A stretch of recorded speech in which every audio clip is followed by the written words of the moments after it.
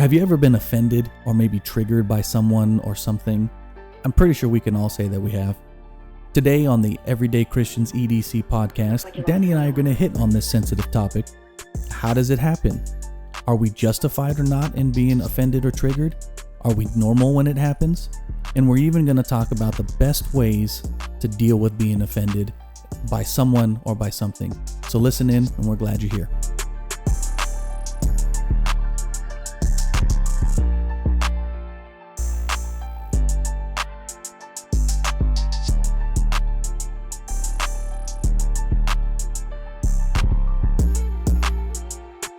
Well, good day to you, fam. This is B. And this is D. Bringing you the soul opinions of two everyday Christians. It is my honor to be sitting across the table from my very good friend and brother-in-law, Brian. It's been a minute. Gosh, a few minutes. I feel like it is. Happy to be sitting here again. And as you saw from our previous little minute or two clip, explaining where we've been, what we're doing, we're here, we're alive, and I think we're going to start off with a pretty good bang. Yeah, I sure hope so. We are going to cover offense, and the generation that we live in seems to be more and more offended, more and more, as they say, triggered, and we're going to talk about that. We're going to talk about that in the church and in our society, in our lives. Yeah, and really it's because there's so much to talk about since I think end of September or early October is when our last episode was.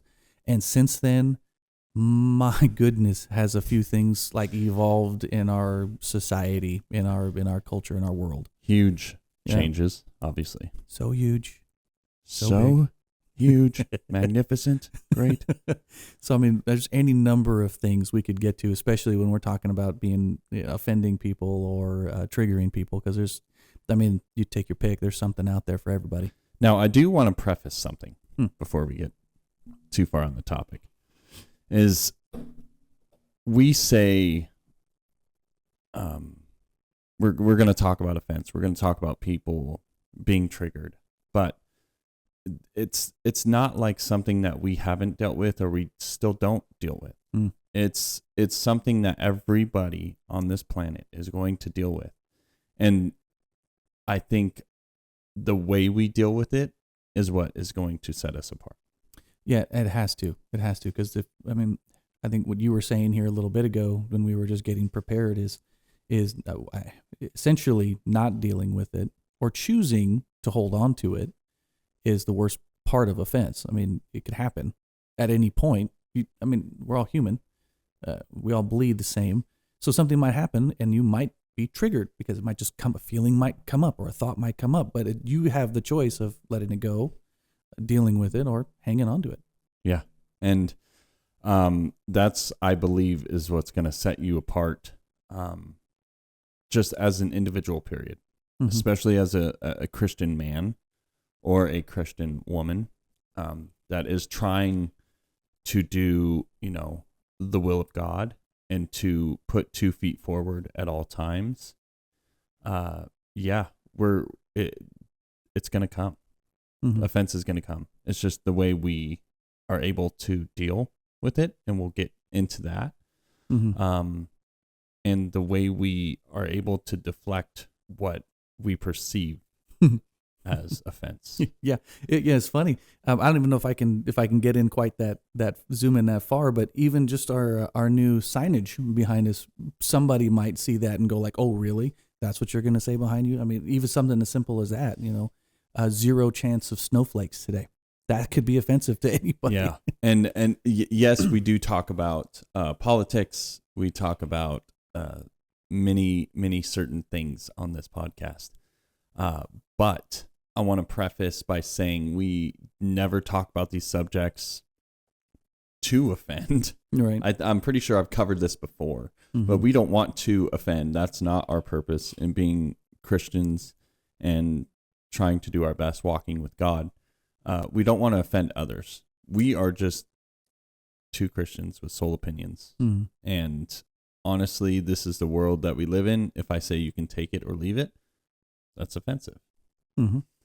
But we do want to try to help or encourage some people that might be going through offense right now. Yeah. Or offense might happen. It's going to happen. And so we want to try to give you some ammunition how to deal with it and how we deal with it. Yeah, let me read one of the scriptures that we found, that you found, bro. Proverbs 19:11, reading from the NIV version, is a person's wisdom yields patience. It is to one's glory to overlook an offense. To overlook an offense. So you are taking the conscious decision to deflect. Whether it is a true offense or whether it is something that was said and misunderstood and we didn't get that misunderstanding taken care of, so now we've got a thorn in our flesh. We got a thorn in our side and it's festering. And that's a great point, because usually where an offense comes from is misunderstanding. And you hit that. And that's probably, I don't know what percentage you want to say, if it's 75, 80, 90%, is just a misunderstanding. You tell me something. I've been offended at you. You've been offended at me. I think we've even been in each other's face before because it was something that was silly, but we misunderstood it. Right. I thought you were being mean. You're like, bro, didn't mean that. Or vice versa. Right. And we didn't choose to hang on to it. We just either angry or not talked it out, and then we got through it. It really reminds me of the culture that everything gets blamed on social media. But I'm going to blame it on just technology, period. The culture of technology, of texts, has ruined me as an individual. Same. I will text somebody, they will read it wrong, or I read about 50% of text wrong. I can dictate certain words the way I read it, and I'm like, excuse me? Like, why are they telling me that? Yeah. You know? And it all, I believe, has to stem through the culture that, yes, technology has naturally brought that in, but there's also something behind the scenes of a culture of offense and a culture of being triggered. I really don't like that word. Same. Because an individual just told me recently that boy, girl, he's been a single Christian man for a minute, and he was talking to a girl, and it was big red flags because he has conservative views and he was scared that she didn't. Well, they're having conversation, and this girl thought he said Trump, and so she just said, "Oh, I thought you said Trump. I was gonna have to call an Uber and leave." They were at like just a formal dinner, and he was like, "What in the world?" Really? Like she would get that offended just from someone's name. Yeah. And not go into why or what or how. It's just offense. She just grabbed onto that and chose that. Which is interesting because I say that a lot. I don't know why I say that a lot, but it is an interesting concept because it's something that seems to, the name, right? Trump, the name Biden, the name Obama, whatever the name is, they stand for something. But because of social media, because of mainstream media, because of whatever you want to call it, there is a stigma that comes with that one of those names. They're a leader, they're influential in one way or another, whether good or bad or both. And as soon as you hear it, everything comes up. All those feelings and those thoughts of everything you've heard, everything you've listened to, that usually is what my middle daughter says is confirmation bias. That's exactly what you're gonna lean towards. Everything that you want to believe and that you've heard now comes up because that name was mentioned. Yeah, And I don't want to give power to the title of culture of offense, but for any of you out there listening, go ahead on our friend Google and just type in culture of offense, and it's going to bring up characteristics of culture of offense, and it's so interesting.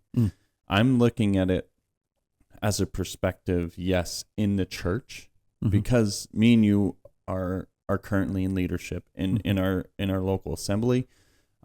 We handle and deal with people a lot, and it's just a natural thing to deal with when you're in leadership. But outside of church as well, coworker, and this goes into trying to be the Christian, right? We're not trying to offend people. But what happens when you offend a coworker that doesn't believe in God, and you're trying to be a witness? Or our politics are surrounded by this, and one of the highlights. There's a few highlights I wanna bring up, but one of them we'll talk about first is the lack of critical engagement. Now, people don't engage with others to determine if an offense is valid. I feel like 99% of our problems in offense is that right there. Yeah. I looked at you a certain way, or something's off. You're not talking to me now, or you just feel something's wrong. Yeah. I didn't look at you. I didn't say hi. The way I said hi, my eyebrows, how they were set on my face, which are not helpful for me. The list can go on about how we can offend people, but it's when people don't determine if an offense is even valid. Dude, that's good. That's good. So going to that individual, and just talking about it, like, hey, bro, I noticed this day the way you just kind of walked by me. I had my hand out and you just walked by. Yeah. I could have been like, yeah, I was mad at you, right? So an offense is valid at that point. Or I could just be like, I'm sorry, bro, my kid might have been acting up and I might have been staring at that. Like, there's so many variables. And just a hint for you. The more you're involved, the less time you have for things like offense. Ooh, that's a big deal. That's true. Saying that, not patting myself or yourself or anybody else on the back. Right. I don't have time to offend or to worry about offense. Now, if I feel something's off, just go to that brother. Yeah. And I have recently. So, is everything good? Did I offend you in any way? What? No? You? No. And I'm like, okay. Like, that just clears that feeling that I've had. And our pastor says feelings get us in trouble. Oh yeah, feelings they lie to us often, right? And it's funny. It's a biblical point to do that. One of the scriptures you had me look up here is Matthew chapter 18 verse 15, and it just says real simply, moreover, if a brother shall trespass against thee, go and tell him his faults between thee and him alone, and if he shall hear thee, thou hast gained thy brother. So that's a biblical point. If you get offended and you don't go work it out, you choose to keep that offense. And just to kind of keep things real, you and I are very, very busy. I mean, because we have our jobs, we have our part-time jobs. We have this podcast that we're trying to continue to keep going. We have multiple ministries that we're involved in. Somewhere we try to hang out with our wives and our kids, and then we have friends somewhere, I think. I don't even know what sleep is, really, it seems like anymore. But still, there's opportunity to be offended. We don't have time to stay offended, so usually, and I'd say probably even thanks to our upbringing and our wives that tend to be like, go work this out, that kind of push us to be better. We don't stay offended. We go to the person. And I'm actually, I think you and I have talked about this here recently, that sometimes you can be the person that you might say the nicest thing and still offend somebody. You can say, if I've ever offended you, I hope that you forgive me, and that might make somebody Bam. mad. Yeah, you're like, I'm trying to make it better. Why are you mad at me? But for some reason, something about Danny can do that. Where I guess I can do that too at times, but mostly I just kind of offend my wife, I think. Yeah. If you're married and you're not offending your wife, then you're probably not talking to each other. And if those of you who listen to this that might not have a spouse or might not be married, if your wife is not helping you, you just mentioned something about kind of nudging us as men. If your wife does not nudge you, you might be doing something wrong. I do a lot of things wrong, but let me tell you, my wife is not afraid to come up to me and tell me, hey, this, I think this needs to change, or this needs to work out, or you need to go work this out. It's not someone telling you or wearing the pants of the relationship. It is somebody helping you to be better as not only an individual, but whatever, if you're in leadership or not, helping you to get to that next level that you need to be at. Yeah, and I don't like it when she does. My wife does that. I highly doubt that you like it when your wife tells you better go deal with that, because you don't want to. It's easier to stay offended and just not deal with it. Right. Yeah, just stick the head in the sand and move on again another week, and then you see the individual and you're like... And just pass them by, and you know what? I feel a little bit self-righteous because subconsciously you think I'm a little self-righteous because that person made me mad and I'm better than them because I wouldn't make somebody mad like that. You can just, you can do that. Oh, man. But it really, you mentioned something earlier today when we were setting up as well, is that offense can start to bleed over into your home, into your kids, into your wife, into people that you're around and that you influence. So when you hang on to that offense, especially if it's into a particular person or a particular culture, we'll say, especially because we're talking about the culture of offense, and politics can play a big deal in that, whatever side of the fence you're on, Republican, Democrat, constitutionalist, libertarian, you can start to have animosity towards other people, and that will bleed over into everybody that you know, then will feed your conscious bias, the confirmation bias, so that you're now everything around you is pointing you to hate or be angry or upset or stay offended at a group of people or a person or a thing. It can be a cancer. Yeah, it definitely grows if you don't take care of it. Yeah, and when you were just saying that right now, a thought hit me. There's a difference between offense and a disagreement. Most people will take a disagreement and connect it to an offense because you don't agree with me. Now we're gonna, at the dinner table, maybe talk this and that, and that's another stem that can be rooted in a family.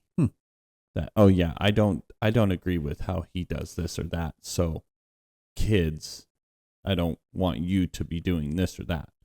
Or I don't agree how Brian does choir, I think we can do it better.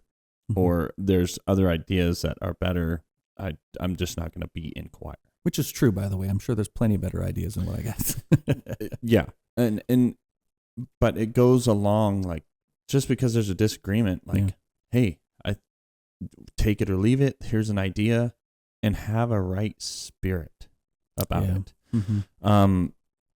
So we talked about lack of critical engagement, actually going to the person and seeing if it's even a valid offense, right? Appeal to third parties. This is where we need to be careful at who we put our trust in, because that could be our detriment. And there's many instances in the Bible where they got the people who they were around led them down a path that was not God's will for their life. Like, what's an example? Who did that? Samson. One of the biggest ones. Yeah. He put his trust in his own flesh, obviously, and then Delilah. Yeah. And that was his environment. Yeah. And once you put yourself in that environment, us as men, we almost feel like it's too late now. Oh, yeah. It's too late to back out. Mm-hmm. So why not then drink of the fruit of the vine, which you wasn't supposed to do? Why not? I guess I can let down and tell her what the source of my power is. And yeah, 100%. Right. And then when we talk about appeal to third parties, meaning people, us as humans, we naturally seek validation from those who share their feelings of offense.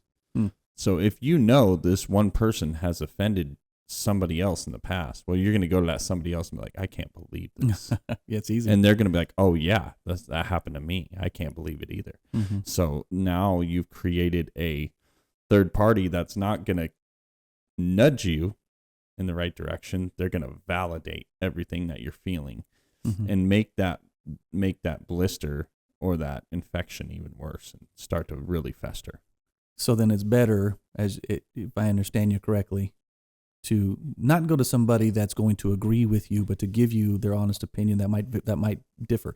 Not even if you're right, okay, but that doesn't mean that you can't get better ideas or thoughts on how to deal with it. Yeah, there's always if you don't know who, if you feel like a lot of the times our spouses will validate with us because they're on our side, they've got our back. Right.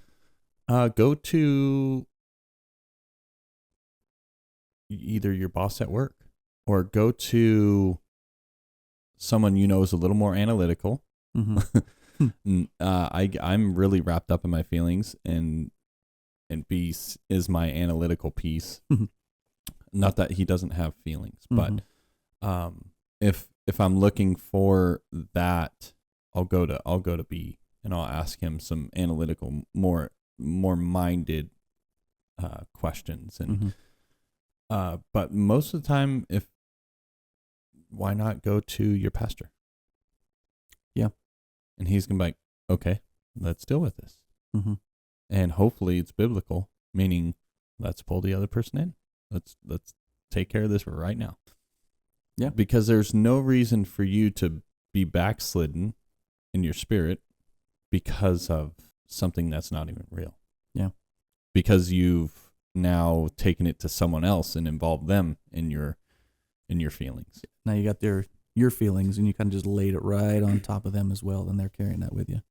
So you want to trust that person, for one, that they can carry it with you unbiasedly, right? And that they can deal with it, because maybe they can't. Maybe that's going to hurt them more than you think. And we say all this because we want to open the light. We don't want to keep sweeping this stuff under the rug. We want to open it to the light, open it to the fresh air, and most of the time, when mold is growing, you open it to fresh air. It's gonna die. So might smell bad, but it'll get dealt with. Yeah, and all of this creates a sensitivity now. Yeah. So now there's a sensitivity, and now people are, because they chose offense. Now, when I say offense, I mean actual offense. Like if there's something that somebody, I feel that they did something wrong. That's your opinion. That's not an offense. An offense is someone coming up to you or someone doing some type of action in your life that made you go, whoa. It was like a slap in the face. Okay? I'm talking about those. Now that we chose to, whether it was a real offense or not, harbor those feelings, now we're sensitive to everything. Now we're going to be overly offended on people's whatever it is. Yeah. It's just going to be easier to be offended and hold on to more offense. Yeah. And the other thing that when that happens now, and I'll talk from personal experience, is I try not to be offensive, and usually I can say some things that aren't aren't fun, but I can say it in a nice way that people are like, oh, I really appreciate that. Whereas, you might be a little bit more the opposite. Yeah, just straight through. Yeah. But I haven't always been that way. And I have offended lots of people. And because I was a little bit more audacious when I was in my 20s, when I was younger. And some of that has kind of caused some PTSD, if you will. Being a leader, seeing these people that I love and I care about in the music department or in the youth group, and I don't want to offend anybody. As a culture, because we have such a triggered and an easily triggered and easily offended society, people tend to be more, I don't want to offend. And you see it all over the place in media and even at work, especially in corporate America. We can't say we can't talk about certain topics, religion, politics. We can't say certain things, certain words, because we could potentially offend somebody, and we don't want to offend somebody. But you can't always walk so much on eggshells. I'm not saying that you got to go out. If anybody follows me on Twitter, you'll see that I don't necessarily try to be offensive, but I just try to put stuff out there. Some things that I believe, they're political, religious, so they can easily offend somebody. But I'm not trying to offend as much as I am trying to promote, this is my beliefs, this is what I think is right, this is why I think it's right. And also celebrating when I see something that I appreciate, whether it's a lower tax bill or whether it's somebody saying, hey, this is wrong, we need to do something different. That's awesome. I'll usually put fire emojis or something. But it's so easy that if you do that to offend, and people don't want to do that. They don't want to celebrate the good because people are afraid of offending. And social media has fueled every bit of belief that words and language can cause harm. Mm-hmm. Sticks and stones may break my bones, but words can never hurt me. That's not true. It's not always true. Obviously. Mm-hmm. But it comes with the mindset, just like this little sign. Mm-hmm. It says 0 chance of snowflakes. That's not just a statement. That's a reminder for me not to melt so easily under heat, under pressure. Don't be the man that your family needs to just crumble. Yeah. We as men, especially, we need to be that foundation, and we need to be that strength. And one of the biggest things to do is to not talk about others, not promote talking about others to even your friends or your family. Yeah, that's big. Leadership period, supervisor, if you're a manager, anything. Okay, that's like kind of rule number 1. If there's a problem, you go deal with that problem. You don't talk about it with your other coworkers. That's dangerous. It's a very dangerous game, but our natural human response is, so-and-so said what? Yeah. Oh, I want it. Let's get the tea. Yeah. Maybe I definitely did that when I was younger. Oh, yeah. It's easy to fall into that. As I'm older, I'll just be like, oh, really? He said that? And then I'll go straight to that person now. I'm like, and it kind of in a joking matter. Like, I can't believe what you said, And they're like, what? Yeah. So it's just bringing it all up in the air. It's bringing it into the light. It's not like, we want to be friends, and we want to joke and have fun as coworkers and try to be the best light that we can. But at the same time, it's like, you still can't mess around with that stuff at work. No. Or at church period. Or even at home, because even that, I'm guilty. So kind of keeping it real. Neither of us have been perfect before. So we're also talking about from experience. I've done that in my home. When I was younger, and I don't know if I just attribute that to being Latino or what, but it's easy for me to hold on to a grudge. You know that about me. I've had to grow immensely in my life. I probably up until my early 30s, maybe even a little bit into my mid 30s, I wasn't good with that.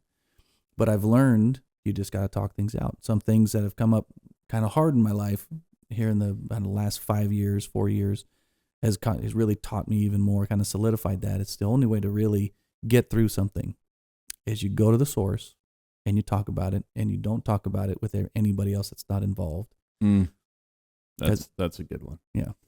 Because that's where I believe most human nature that we want to validate. We want to talk about. Just because the person that is easily offended, that doesn't mean that you harden yourself to a point where you're like, I've offended nobody, right? if don't harden yourself to a point where, yes, we can't deal or we don't have time to, I guess, pat everybody on the back and be like, I'm so sorry if I've offended you, please forgive me. But that literally took 7 seconds to say. Yeah. And I honestly have a problem with that.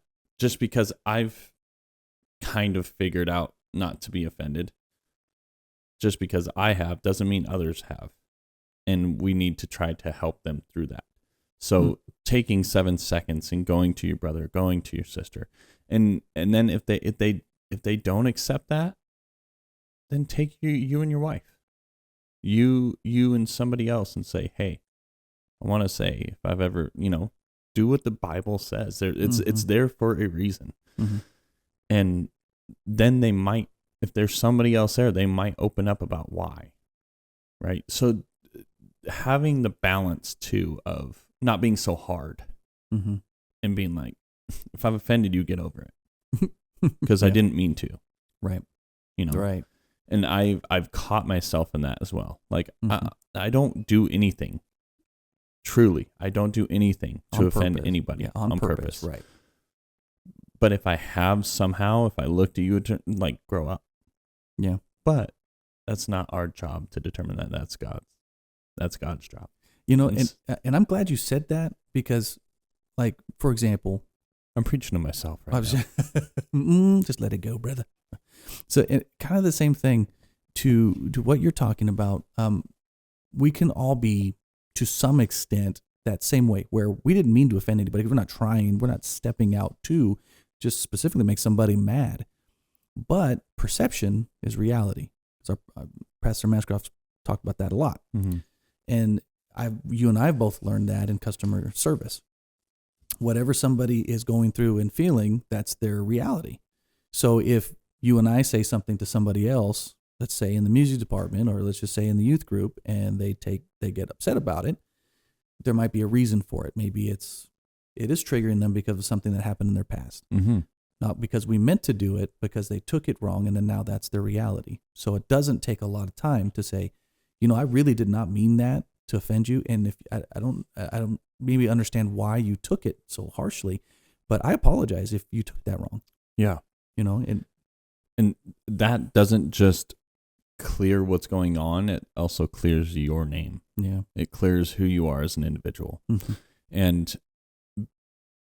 being like triggered, and I'm talking like post-traumatic stress disorder, because it doesn't just happen with law enforcement or military. It happens all over, and it's actually rampant right now. It's kind of on the rise. And it's, things happen to people that are awful. And us as humans, we can't just like easily forget about it. We can't just easily be like, oh yeah, what we do is we take that and we compartmentalize it, and we just set it aside. Like, I don't need to deal with that. Here we are 35, and it's still compartmentalized in its own little wrapped up box. Oh yeah. Because we did that. And it's not dealt with. It's not anything. We didn't give it to God. So people might say something that might bring that right back up, or do an action or something that might cause that to come right back. And now we've ripped open the box that we've wrapped up nicely. And that compartmentalized issue that we haven't dealt with is now exploded again. And now we're trying to do our best to put everything back in the box and wrap it up and put it back, instead of just letting it go. Awful things happen to people every second that we've been talking. There's something happening to an individual that's awful. Worldwide. It's a world full of sin. And if we can't we have to learn to not hold on. And I'm speaking from experience on a couple issues. And I still have things that I need to deal with. It's not easy. It's one prayer at a time. It's one step at a time on those things that we truly need to take care of. So we're not so sensitive. That's good. That's good. I hope you've all enjoyed our therapy session with you. Yeah, we need to actually get a therapist to psychoanalyze. Yeah, for real. No, I think it's been a really good discussion. Let's work on that all together, because I still, as long as I live, will have to actively try not to be offended. It's going to come up. It's going to come up. It's going to happen. It's just how we deal with it and how we move on and how we treat others. And how Proverbs said, it is to one's glory to overlook an offense. It's hard, but just if we, as even in my job, what we'll say is assume positive intent. And if you do that, usually you can get through it without getting offended. And if you can't, then you go deal with it. Assume positive intent in every text message. Oh. Yeah. Are you saying that because of the last thing I sent you? No, I'm joking. I'm just joking. All right, fam. It's been very good to be back. Yeah. Hopefully you get this message, I guess you call it. It's almost a message to myself as well. But get it, take it, breathe it in. Remember, the Word of God will lead and guide us the way we need to be led. It's been fun. Yeah. It's been a good one. Yeah, we're looking forward to all the topics that we have in mind to bring. We hope that you go along with us on this ride and even follow us either on Spotify, YouTube, or even Twitter. We're here for you, and we love you, fam. God bless.